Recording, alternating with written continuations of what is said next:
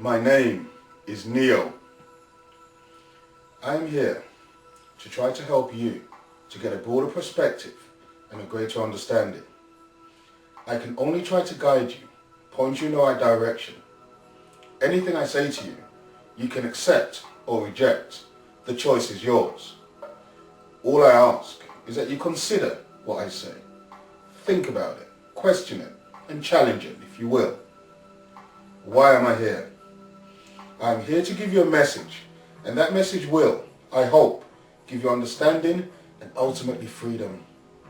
There are many things I want to say to you, but there are a few fundamentals you must be able to grasp, to understand, because by understanding or accepting these principles, you take a huge step forward. A couple of years ago, I had a realization that some things were just not right, and I started to question things. I began to ask myself questions and trying to find answers, and this led me to where I am today, with a better understanding of what is behind what we see, hear, listen to, what is going on around us and why these things are happening. The first principle is this: start to question things. Start asking why, because why makes wise. Think of a young child who always questions things.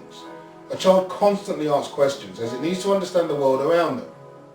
A child needs to know why he or she cannot do something, say something, act a certain way, and so on.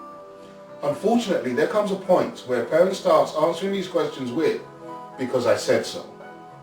And that response causes a child to stop questioning things, being inquisitive, trying to get a better understanding of the world around them. And it is this lack of questioning which is a problem for people today. A few key questions will begin to open up to a greater knowledge and understanding. You may ask yourself, why is the news always negative? Why are newspaper headlines and their stories always ones which make people angry or worried or anxious, cause frustration, or create a sense of some impending disaster? Why magazines for women carry pictures and articles to enforce a message as to what they say is attractive? Why are most things in the media carrying a negative message? Why? Ask yourself questions and you'll find the answers. My conclusion is a simple one, that the negativity you see, read or hear about is to keep people thinking or feeling in a negative state. And if you can accept that, then ask yourself why. Here's another why question. This was a question I asked myself. When you're at school, in full-time education, why did they not teach psychology or philosophy? What I've concluded is this: because these subjects would encourage you to think, to analyze, to try and get context and perspective. The problems today are inextricably linked to people's lack of questioning, and this lack of analysis causes people to accept what they are told in the media or by authorities. It is my view that this accepting of what you are told is a direct consequence of what is required of you when you're in schooling from the ages of 5 to 16. Because you are required to accept without challenge or analysis what you are being taught. And in order to pass exams, your only requirement is to regurgitate, to repeat back what you've been told.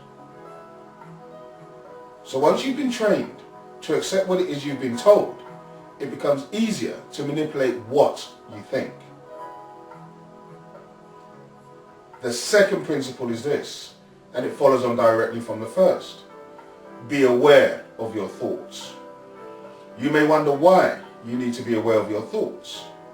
You may choose to look into this yourself, but I ask you to consider this. If the news, the newspapers, magazines, and other media carry negative stories, is there a purpose for this? An underlying, yet subtle objective? I've often wondered why there's hardly any good news, uplifting, or upbeat stories in the media. So I ask you to consider this point. What is it about what you think or how you feel about what is broadcast in the media which is significant. What is it you think or talk about after watching the news or have read a newspaper? Because if you're thinking about the negative stories, then you've been manipulated into thinking and talking about what the media wants you to think. It's important, for reasons you will come to understand, to be aware of what you are thinking. One of the simplest yet most effective ways to gain control over your thoughts is to not watch any news channels, not read any newspapers or magazines. In that way, you start to free your mind, because you're not thinking about all the negative stories that you're being bombarded with all day, every day. It would also benefit you just not to watch the television. Now, some of you may wonder how, if you don't listen to the news or read newspapers, are you going to know what's going on locally, nationally and internationally? Well, I can tell you this. You've been listening to and reading the same stories for many, many years. It is the same stories being repeated ad nauseum. It is the same stories with a twist on the theme.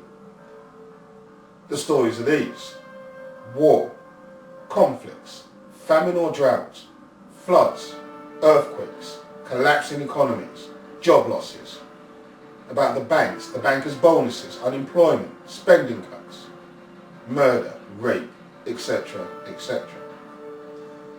It's the same stories being broadcast over and over and over again.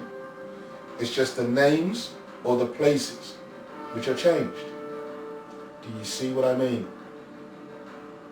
There is far more going on in the world that they are not telling you about in the media.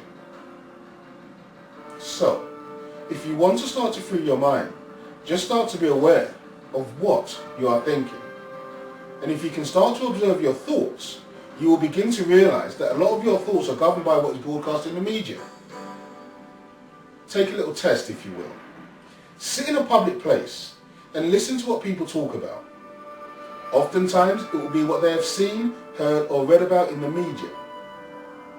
With regards to the news, you may hear people just repeat what they've heard, and their thoughts and feelings are as a direct consequence of that story, which can be, or is often, negative. To use the IT expression, garbage in, garbage out. The third principle is to free your mind from the incessant thinking.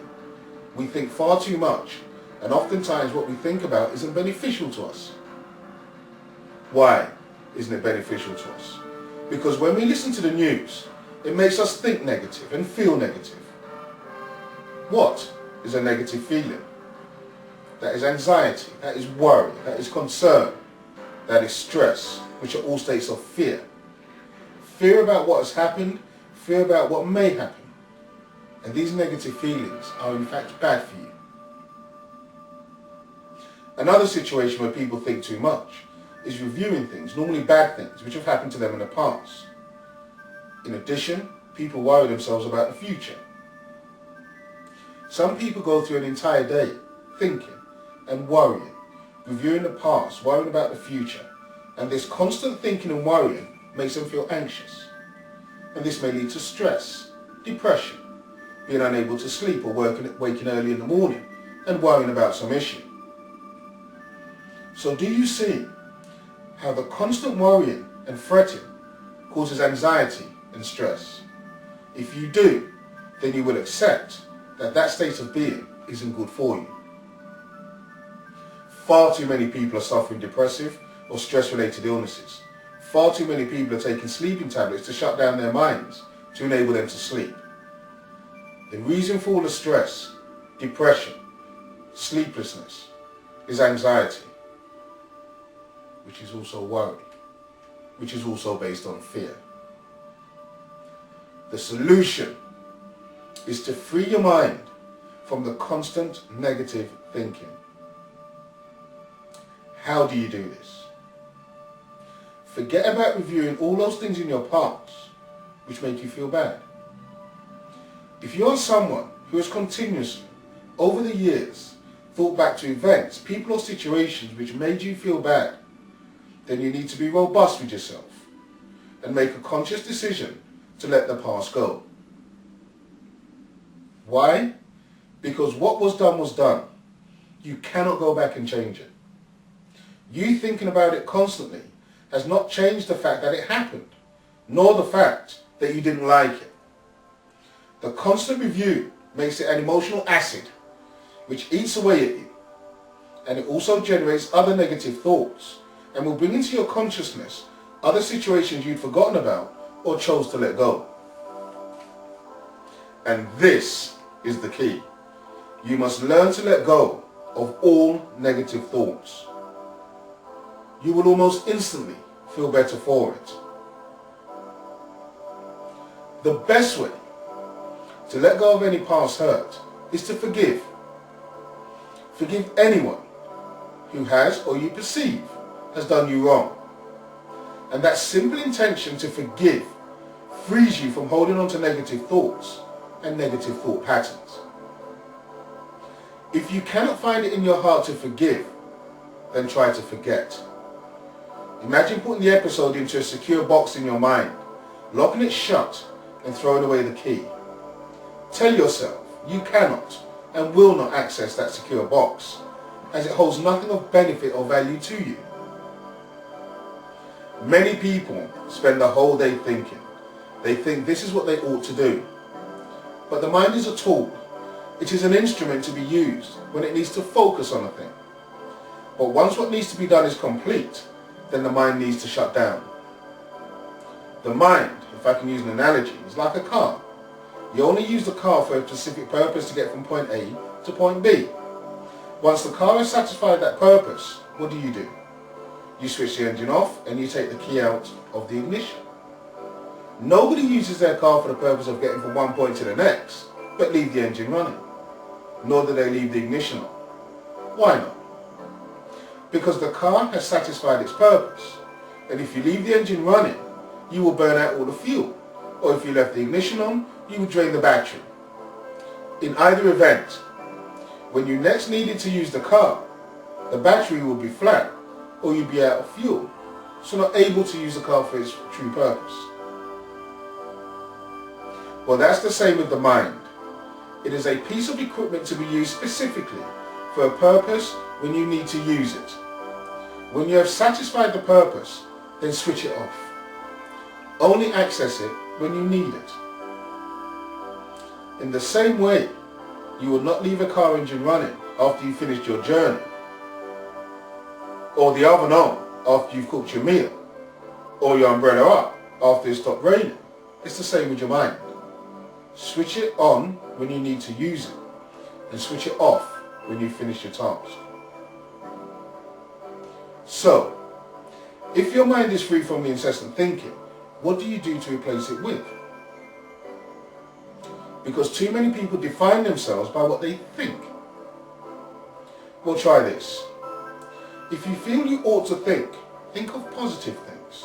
Things which make you feel good, happy, upbeat, make you smile. But if you can learn to disassociate from or switch off the incessant thinking of your mind and just pause and enjoy the sensation of being, you become more aware of colours, smells, sights and sounds. You just begin to appreciate what it is around you, and then you start to enjoy that moment. And you may find that that pause, that cessation of thinking, is liberating, and you may want to do it more often.